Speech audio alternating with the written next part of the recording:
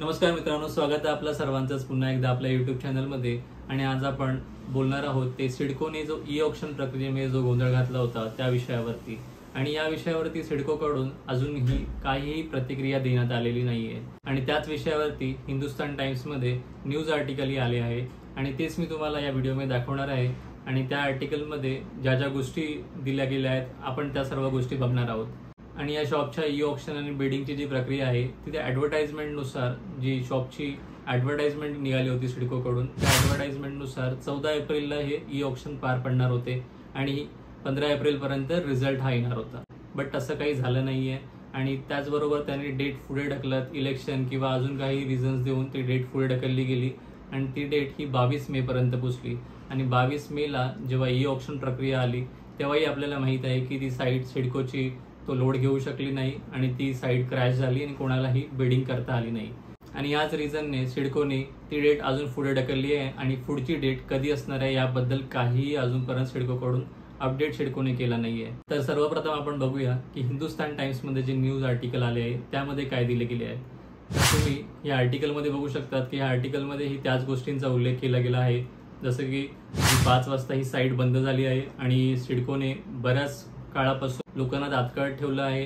पुढच्या डेट दिल्या गेल्या आहेत लोकांना। अजूनपर्यंत सिडकोकडून फायनल डेट अनाऊन्स केली गेली नाही आहे। सिडकोने जेव्हा ई ऑक्शन प्रक्रिया ही मध्येच बंद पडली त्याच्यानंतर फक्त ई ऑक्शन प्रक्रियेसाठी नवीन डेट अनाऊन्स होईल ही गोष्ट सांगण्यात आली आहे। पण जर आपण अजूनपर्यंत जर साईटवरती जर व्हिजिट केलं तर अजूनपर्यंत आपल्याला साईटवरती अशा प्रकारची फक्त फ्लॅश न्यूज दिसते। त्याच्यामध्ये एवढाच अपडेट आहे की जी न्यू डेट आहे ती लवकरच पब्लिश केली जाईल। पण लवकरच पब्लिश करेपर्यंत अजूनपर्यंतही ती डेट काही पब्लिश केली गेली नाही आहे। सिडकोच्या ॲडव्हर्टाइजमेंटनुसार ही 14 एप्रिलला ही गोष्ट होणार होती, ती आज आपण जुलै महिन्यामध्ये आलो तरीही ती अजून प्रक्रिया पूर्ण झालेली नाही आहे। आणि ह्याचमुळे ज्यांनी सिडकोच्या ॲडव्हर्टाइजमेंटवरती विश्वास ठेवून ज्यांनी पैसे भरले आहेत त्यांचं मात्र ह्याच्यामध्ये नुकसान होत आहे। आणि याच गोष्टीबद्दल या न्यूज आर्टिकलमध्येही सविस्तररित्या माहिती दिली गेली आहे। आणि जर तुम्ही आर्टिकलचा हा पार्ट बघितला तर याच्यामध्ये तुम्हाला दिसेल की प्रत्येक बिडरने हे कमीत कमी EMD अमाऊंट म्हणून 4 लाख रुपये हे सबमिट केलेलेच आहे सिडकोकडे। आणि जवळपास 1736 हे अप्रॉक्स आकडा सिडकोकडून आलेला आहे।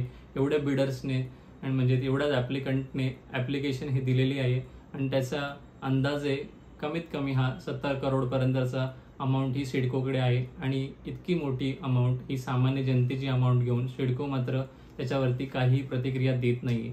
आणि तुम्ही खाली जर बघाल या आर्टिकलमध्ये तर इकडे हे पण दिलं आहे की प्रत्येकाने हे गोल्ड लोन घेऊन कोणी ज्वेलरी किंवा लँड विकून या गोष्टीसाठी पेमेंट केली आहे, फक्त एक साधी इच्छा ठेवून की त्यांना शॉपच्या या ई ऑक्शनमध्ये भाग घेता येऊन एक शॉप विकत घेता येऊ शकतो।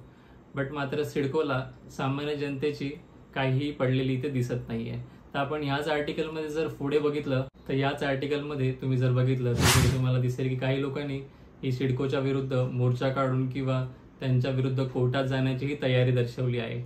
बट या सर्वांच्या अगेन्स्ट सिडकोने फक्त एकच प्रतिसाद दिला आहे। तो प्रतिसादही तुम्हाला याच आर्टिकलमध्ये दिसेल की सिडकोकडून सांगण्यात आलं आहे की ही लोड टेस्टिंग ही साईटची चालू आहे आणि नेक्स्ट वीकपर्यंत सिडकोकडून हा अपडेट जाहीर केला जाईल। हे आर्टिकल हे 5 जुलैला पब्लिश झालं आहे, बट अजूनपर्यंत सिडकोकडून काहीही अपडेट आलेला नाही आहे। तर याविषयी नक्की करायचे काय हा प्रत्येकाच्या मनातच प्रश्न आहे। सिडकोकडून कदाचित या गोष्टीसाठी यासाठी दिरंगाई केली जात आहे, कारण की सिडकोलाही माहीत आहे की जास्त ॲप्लिकेशन्स नाही आहेत, त्यामुळे जास्त आवाज उचलणारे लोकही नाही आहेत त्याविषयी आणि सर्वच लोकही विखुरलेले आहेत। इकडे एकजुटीने प्रदर्शन करण्यासाठी त्यांच्या अगेन्स्ट कोणी जाणार नाही याची कदाचित त्यांनाही जाणीव आहे। बट असं नाही आहे। जर या ॲप्लिकेशन झालेल्या 1736 लोकांपैकी जरी 100-200 लोक जरी मोर्चा काढून जर सिडकोकडे जात असतील तर सिडकोला त्यांच्याकडून लवकर ॲक्शन घ्यावी लागेल। आणि यासाठी मी तुम्हाला डिस्क्रिप्शनमध्ये जे सिडकोचे जे मेल IDs आहेत त्याच्यावरती तुम्ही एस्केलेट करू शकतात। मी जो CM ऑफिसचा जो मेल ID आहे महाराष्ट्राचा तोही तुम्हाला डिस्क्रिप्शनमध्ये देत आहे, तुम्ही त्यावरती एस्केलेट करू शकतात। आणि याचबरोबर सिडकोचे ऑफिशियल जे कॉन्टॅक्ट नंबर जे आहेत तुम्ही त्याच्यावरही कॉल करून त्यांना एस्केलेट करू शकता। जेवढं जास्त एस्केलेशन त्यांच्यापर्यंत जाईल तितक्याच लवकर कारवाई करण्याचीही शक्यता असेल। आणि हे करूनही जर आपल्याला काही दिवसांमध्ये जर प्रतिक्रिया नाही आली तर मात्र मोर्चा काढणे हा एकमेव पर्याय हा उरणार आहे। बट मोर्चा काढायचं झालं तर सर्वात महत्त्वाची गोष्ट आहे की ती वीकडेजला काढावं लागतात। आपल्यापैकी बरेच जण हे त्या दिवशी कामाला जाणारे असतात.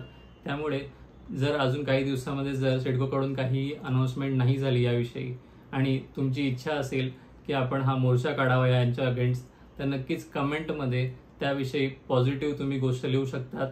जर आपल्याला 100-200 लोकांचा जरी प्रतिसाद जर आपल्याला दिसत असेल कमेंटमध्ये, तर आपण नक्कीच याविषयी एक मोर्चा प्लॅन करू आणि त्यानुसार आपण सिडको ऑफिसला भेट देऊन त्यांना त्याचा जाब नक्कीच विचारू शकतो. तर मित्रांनो, नक्कीच तुमच्या प्रतिक्रिया कळवा कमेंट्समध्ये, जेणेकरून याविषयी आपल्याला आपला आवाज हा सिडकोपर्यंत पोहोचवता येईल आणि काहीतरी पॉझिटिव्ह ॲक्शन ही बघता येईल आणि तुमच्या प्रतिक्रियेनुसार आपण ह्याच्या पुढची प्लॅनिंग करू शकतो. आणि तुमचे अजून काही सजेशन्स असतील याविषयी तर नक्कीच कमेंटमध्ये कळवा. आणि आपण आजच्या व्हिडिओमध्ये थांबूया इथेच. भेटू आपण याच्या पुढच्या व्हिडिओमध्ये याच विषयाच्या नवीन अपडेट्स बरोबर. धन्यवाद.